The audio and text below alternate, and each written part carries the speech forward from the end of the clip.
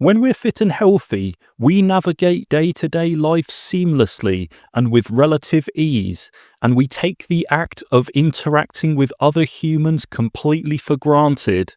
However, as soon as we develop a serious autonomic condition that heavily compromises the function of our nervous system, suddenly the act of communicating and interacting with other people becomes very tough and complex. And there's multiple reasons for this. Firstly, there's the physical element of finding talking itself difficult to execute. Maybe you find yourself continuously short of breath. You struggle to know what to actually say next in a sentence when having a conversation with someone. Maybe you find it increasingly difficult to sit still or to stand up for any periods of time.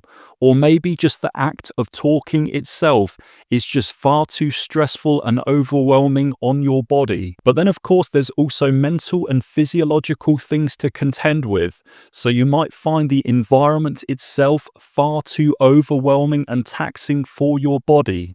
You might be thinking to yourself during the conversation, I have limited energy reserves and I need to leave this interaction in order to conserve them.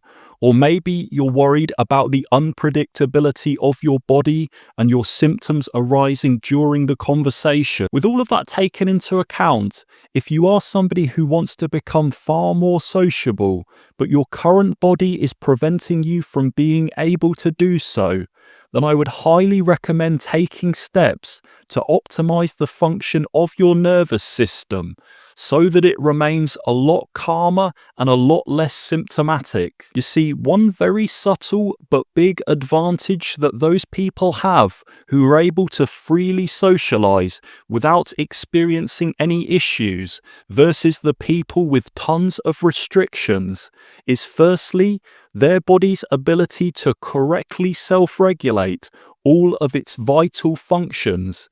But very importantly on top of this is their body's ability to be able to filter out all the unnecessary information existing within their external environment. Because their nervous system is grossly intact and functioning optimally, this activity doesn't stress out their system at all, and they're able to have a singular point of focus and not experience overwhelm as a result.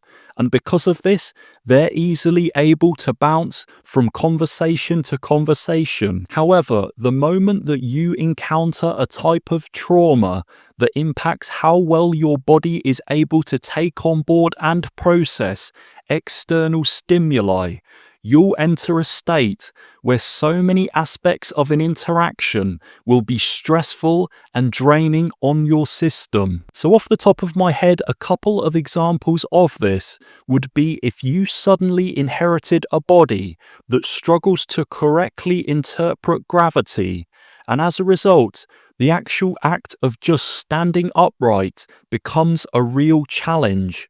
Or maybe your unconscious respiration gets thrown out of sync, and now, without you even being aware of it, you have to decide between breathing and talking. And on top of this, if your body is finding it difficult to take on board sensory stimuli at an unconscious level, then it can actually heighten its physiological state to become more alert and aware of its surroundings.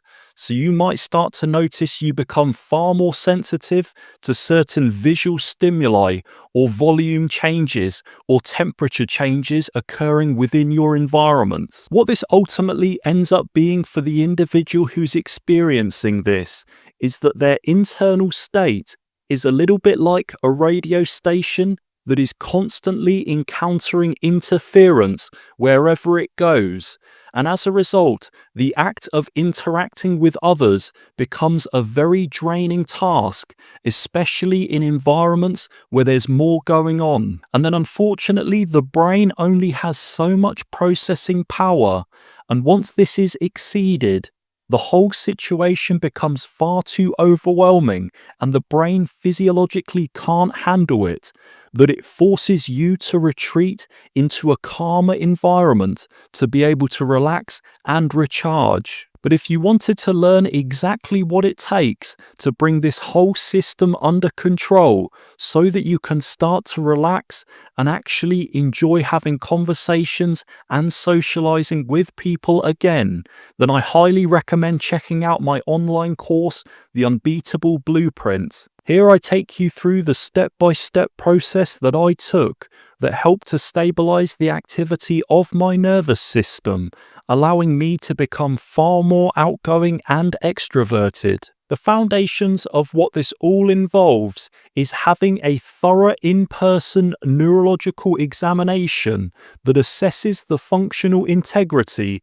of certain structures and pathways existing within your brain and nervous system. Certain types of practitioner, in my case a trained chiropractic neurologist, should be able to spot abnormal outputs that your nervous system is producing, and then with that information they can give you very specifically targeted neurological exercises that can actually help to improve the dysfunctional pathway further upstream. And then what you'll come to understand is that the physical inability to socialize was simply one of many side effect byproducts that your compromised nervous system was preventing you from being able to engage in. So as you work towards fine-tuning the function of your nervous system, in particular the visual, vestibular and proprioceptive systems, your whole demeanor starts to change. You'll become a lot more relaxed and calm. And with that, you'll find yourself wanting to engage in activities that you perhaps have avoided doing for a number of years. And how this is all made possible is by targeted neuroplasticity, meaning that by stimulating certain weak or hypotonic structures or pathways that exist within your nervous system, you're actually able to bring about change in a neurological sense. And then by forming these new connections, you can stabilize neuronal activity within certain regions of your brain. And what this can mean is you can inhibit certain areas of hyperactivity, which can in turn help to slow down your unconscious respiration, your heart rate, and in turn, it will make you feel a whole lot calmer and less on edge whenever you're confronted with sensory stimuli.